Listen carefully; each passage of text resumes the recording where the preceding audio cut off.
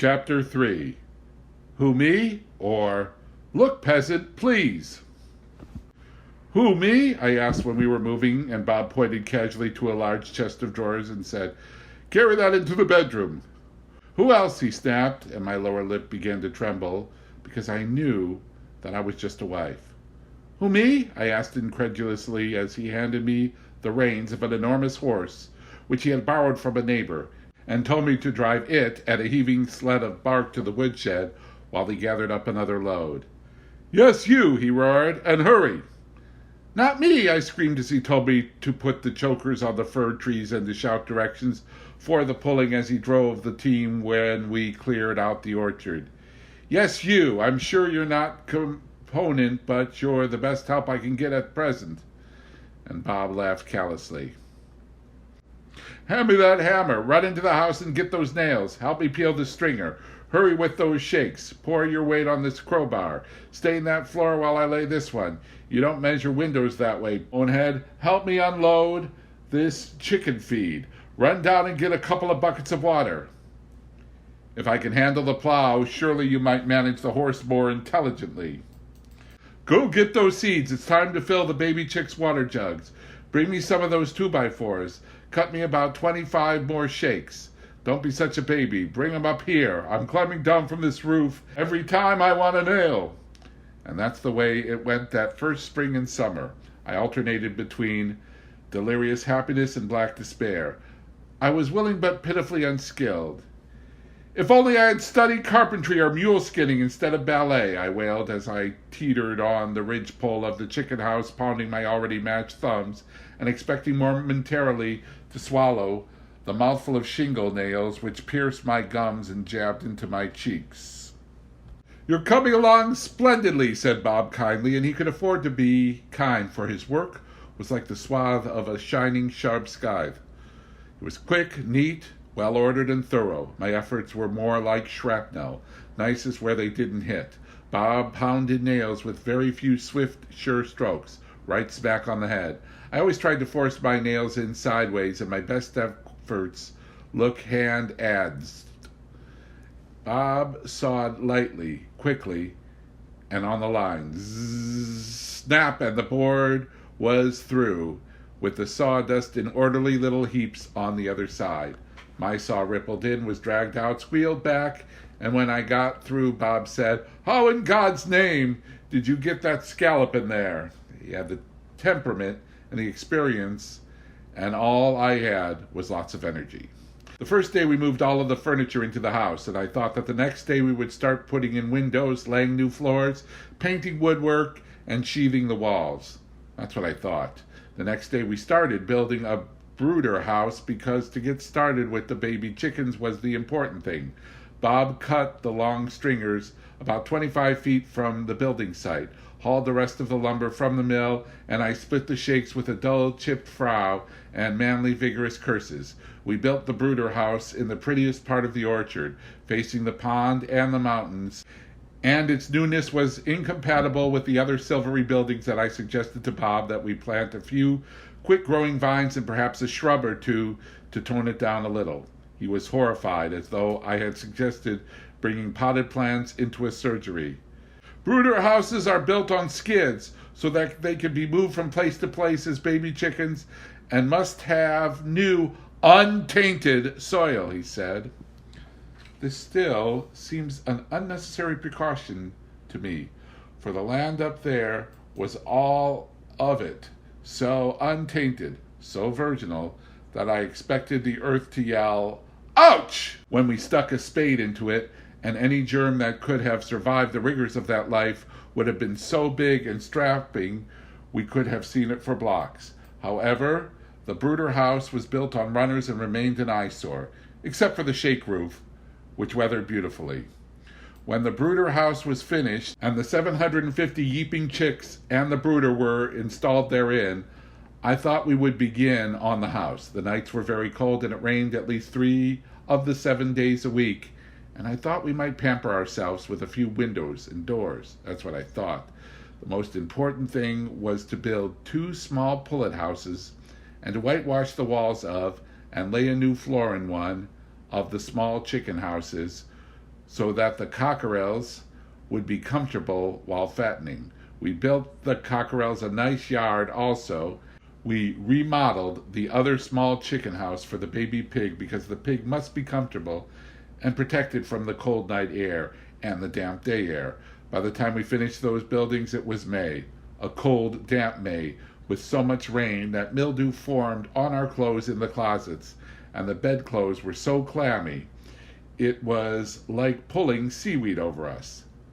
Now, I thought, we have all the livestock warm and comfortable. Surely it is at last time to fix the house. That's what I thought. It was time to plow and plant the garden. I had read that the rigors of a combination of farm and mountain life were supposed eventually to harden you to a state of fitness. By the end of the first 2 months, I still ached like a tooth, and the only thing that had hardened on the ranch was Bob's heart. Right after breakfast one May morning, he drove into the yard astride a horse large enough to have been sired by an elephant. Carelessly looping the reins over a gate post, he informed me that I was to steer this monster while he ran along behind holding the plow. All went reasonably well until Bertie, the horse, stepped on my foot. "She's on my foot," I said mildly to Bob, who was complaining because we had stopped.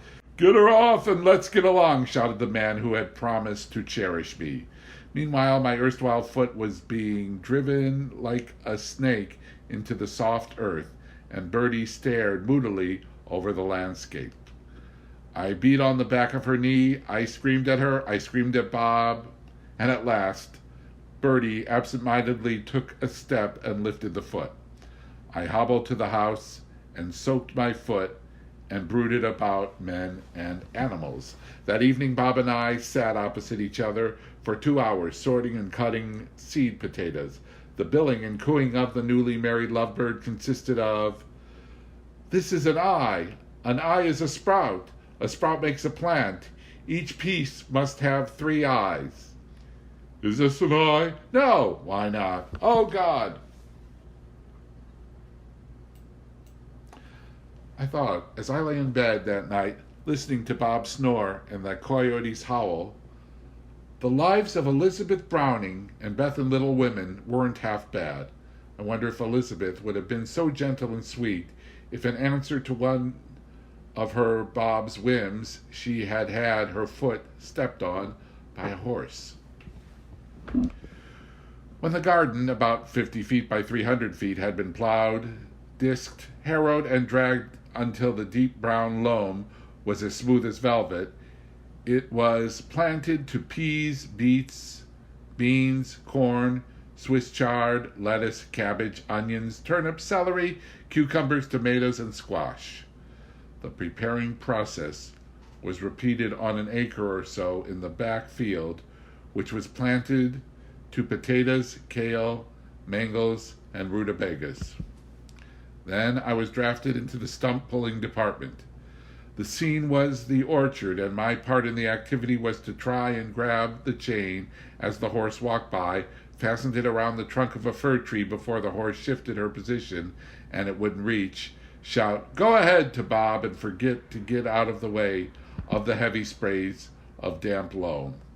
Clearing land is very satisfying work because you have something definite to show for your efforts, even if it is only a large hole.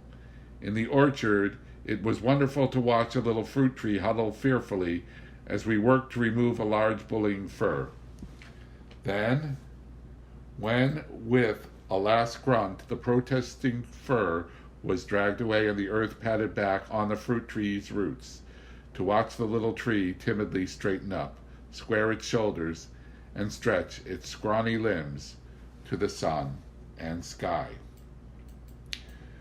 When the last fir had been hauled away to the stump pile the other side of the east fence to be burned the next winter, Bob and I pruned away dead limbs on the fruit trees and made guesses as to varieties of fruit. We knew by the blossoms that there were early and late apples, cherries, pears, plums, and prunes, but we had no way of knowing which trees would bear and what they would bear. Unfortunately, the sturdiest trees turned out to be the poorest varieties, and many of the trees bore nothing, or merely 2 or 3 wizened nubbins. By fall, however, we were sure that we had 2 Gravensteins, one wealthy, one Baldwin, one winter banana, and 2 yellow transparent apple trees, 2 Italian prune trees, and a greengage plum tree, 3 or 4 Bartlett, and 2 Seckel pear trees, several being cherry trees which bore a cherry per tree, and the grandfather cherry tree in the backyard that was some obscure variety which no visiting nurseryman was ever able to identify. This tree was a prolific bearer, a late ripener around the last of August, and the cherries were large, bright red and crunchy, with juice and sugar. Because of its great vigor and evident health, it was the only tree on the ranch which escaped the ravages of Bob's pruning. While we were still in the process of clearing the orchard, Bob saw an advertisement in a farm magazine for a pruning guide, and it seemed a sensible thing to have, so he sent for it. It came promptly, and with it also came a large colored sheet of required tools and implements. Bob sent for them all: curved saws, short shears, long shears, short clippers, long clippers, knives, and machetes, all implements of destruction. That first year Bob practiced on the vines and shrubs, reducing them to stumpage with a few sure strokes. The next spring he fixed the orchard. "This must come off," he would say, squinting first at the pruning guide and then at the lone live limb on the tree. And off it came, and the tree died. "Suckers!" he sneered, gasping the only live shoots on a quivering plum tree and snipping them off with his vicious clippers. The tree died. Bob was hurt. "That's what they said to do," and he pointed out the instructions. "Yes, but perhaps they referred to new young trees," I suggested. "Our trees are probably 40 or 50 years old, and weak and starved." "I'm better off dead," Bob concluded, but seemed relieved when I showed him that the climbing rose on the kitchen window was going to live after all. While the gardens were finished and the orchard had been cleared and plowed, we started on the big chicken house. Up to this time, we had been buying all of our building materials from the Docktown sawmill and our groceries from the company store. But now, we had to have special items like glass cloth and heavy mesh wire, so we took a trip to, quote, town, unquote. Town was the local Saturday Mecca, a barren old maid of a place, aged and weathered by all the prevailing winds and shunned by prosperity. Years ago, the town, with a rich dot of timber and her beautiful harbor, was voted Miss Pacific Northwest of 1892 and became betrothed to a large railroad. Her happy founders immediately got busy and whipped up a trousseau of 3- and 4-story brick buildings, a huge elaborate red stone courthouse, and sites and plans for enough industries to start her on a brilliant career. Meanwhile, all her inhabitants were industriously tatting themselves up large, befur-billowed Victorian houses in honor of the approaching wedding. Unfortunately, almost on the eve of the ceremony, the town, in one of her frequent fits of temper, lashed her harbor to a froth, tossing a passing freighter up onto her main thoroughfare and planted seeds of doubt in the mind of her fiancé. Further investigation revealed that, in addition to her treacherous temper, she was raked by winds day and night, year in and year out, and had little available water. In the ensuing panic of 1893, her railroad lover dropped her like a hot potato, and within a year or so was paying serious court to several more promising coast towns. Poor little town never recovered from the blow. She pulled down her blinds, pulled up her welcome mat, and gave herself over to sorrow. Her main street became a dreary thing of empty buildings, pocked by falling bricks and tenanted only by rats and the wind. Her downtown street ends, instead of flourishing waterfront industries, gave birth to exquisite little swamps which changed from chartreuse to crimson to hazy purple with the seasons. Her hills shone of their youthful timber in preparation for a thriving residential district, lost their bloom and grew a covering of short, crunchy grass, which was always dry and always yellow. lemon in spring, golden in summer and fall. She wore her massive courthouse like an enormous brooch on a delicate bosom, and the faded and peeling wedding houses grew clumsy and heavy with shrubbery and disappointment. Of late years, a small but gay army post and a thriving branch of the Coast Guard settled within arm's length, but the town shunned their advances, preferring just to keep body and soul together through her little ordinary businesses. These were succored by the surrounding country and the mountain dwellers, who referred to her disparagingly as the world's only lighted cemetery, all except me, that is, and to me, town is spelled L-I-F-E. I love the long sweeping hill that curved down to town. I love the purply green marshes we crossed at the bottom of the hill. I love the whitecaps in the harbor and the spray lacing the edges of the streets. I love the buildings squatting along the water on the main thoroughfare, their faces dirty but earnest, their behinds spanked by icy waves.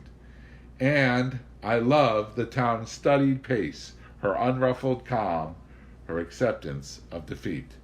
We drove around the quiet streets, over her lovely hills, and looked at her wonderful views. Then we went into her shops, and we knew instantly that her customers were farmers and Indians. The grocery store smelled like sweet cheese, bakery cookies, and manure. The drugstore smelled like licorice, disinfectant, sweat, and manure. The hardware store smelled like commercial fertilizer, sweat, and manure. The only place which managed to rear its head above its customers was a small candy store catering mostly to townspeople. I breathed in great draughts of its rich, fudgy smells and bought a bag of vanilla caramels, pronounced caramels by the proprietress, which had evidently never hardened, for they stuck to the brown paper bag and to each other so stubbornly that I had either to turn back the bag and lick the brown lumpy mass therein, or to pry off the little bits of candy and brown paper and eat both. Finally I threw it away en masse, and watched the seagulls scream and swoop for it, and was disappointed that they didn't fly up again, all stuck together by the beaks. We had 3 strokes of luck in town on that visit. One was that a check of our bank balance found that it tallied with our check stubs and was holding up surprisingly well. Another was a tip on where to buy a dozen laying pullets for $10. And the last was a ranch warming present of a gallon of moonshine from the best of the local moonshiners, of which there seemed to be hundreds. The moonshine in a gallon jug was a dark amber color and had a hot, explosive smell. We had a drink before dinner that night, and it went down with lights flashing like marbles in a pinball game. The next morning we had breakfast in that filmy period just before daylight, and were busily at work on the big chicken house before sunrise. The work was hard and the task large, but Bob and I, or rather Bob, impeded by me, had first to remove all of the big barn's viscera, then put in nests, dropping boards, roosts, and windows on 3 1/2 sides. The other half was the doorway, and to install the Healtho glass in the windows. Healtho glass was a glass cloth which, so the advertisement said, sorted out the sunlight and let in only the health-giving violet rays. The first day we put it up, I half expected to find the chicken house suffused in soft lavender light and the hens scratching around under a purple spot. Actually, Healtho glass gave the same type and amount of light as frosted lavatory windows. Down the middle of the old barn were log uprights. We naturally didn't jerk these out, although I thought it a fine idea until Bob pointed out dryly that they held up the roof. We built mash hoppers between the uprights, whitewashed the walls even onto rafters, swept and scraped the hard dirt floor.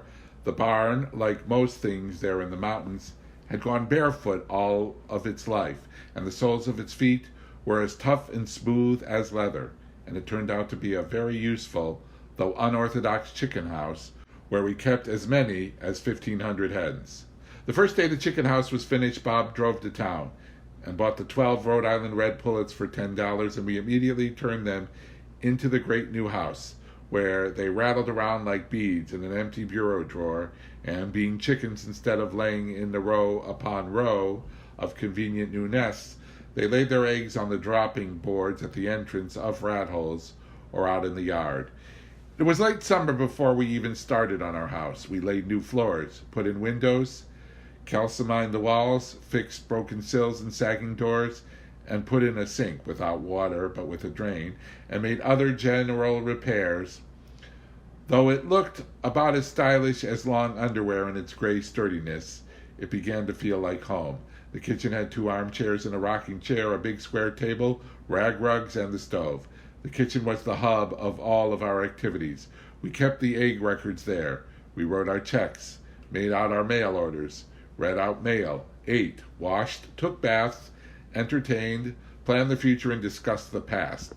We began the day in it at 4 a.m., and we ended it there about 8:30 by shutting the damper in the stove just before blowing out the lamp. The rest of the house was clean and comfortable and unimportant. We traded our car for a Ford pickup truck. We traded a Valley Farmer, a waffle iron, and toaster, wedding presents, for a drag saw. We traded electric lamps, wedding presents, for gasoline lanterns, kerosene lamps, and sad irons. We bought tin wash tubs and a pressure cooker. We hewed a road into the virgin timber at the back of the ranch and drove the truck out there, loaded with axes, mauls, wedges, peavies, oil, and gasoline, and we sawed shake bolts from fallen cedars 4 feet in diameter and straight-grained.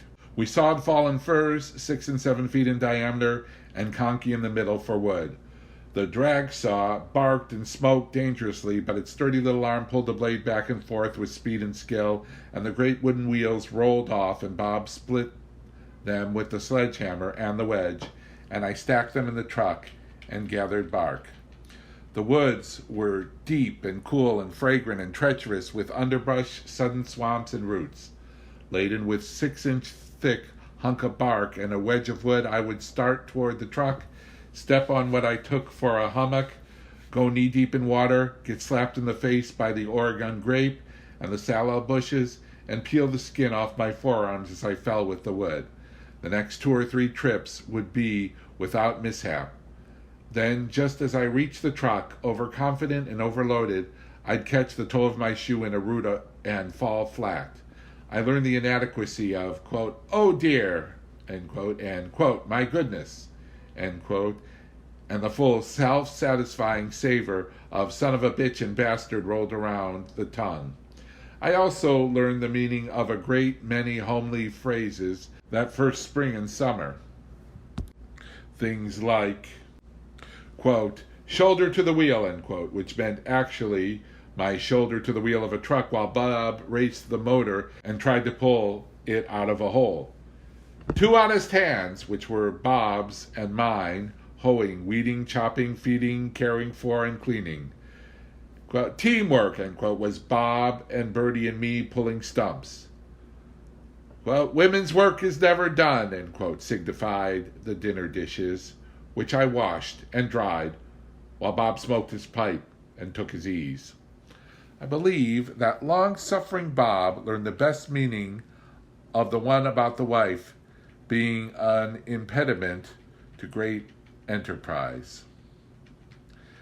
There were many nights when I was so tired I couldn't sleep, and I tossed fitfully and hurt in numerous places and thought, "and they call this living?"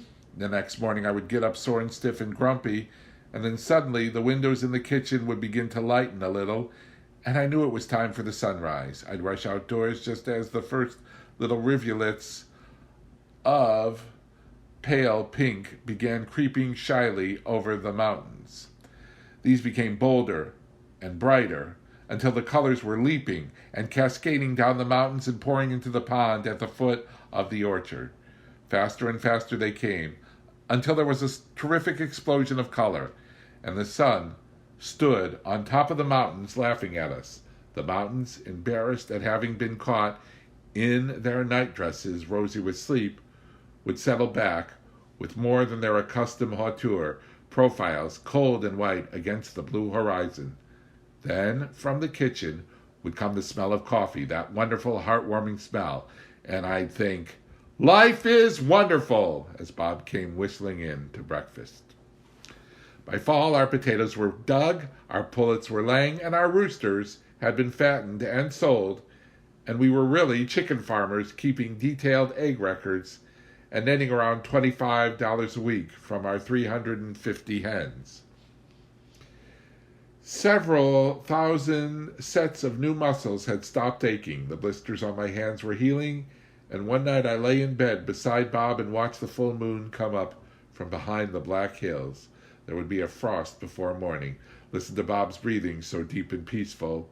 Heard the stove make occasional crunching noises as it ate its nightload of bark.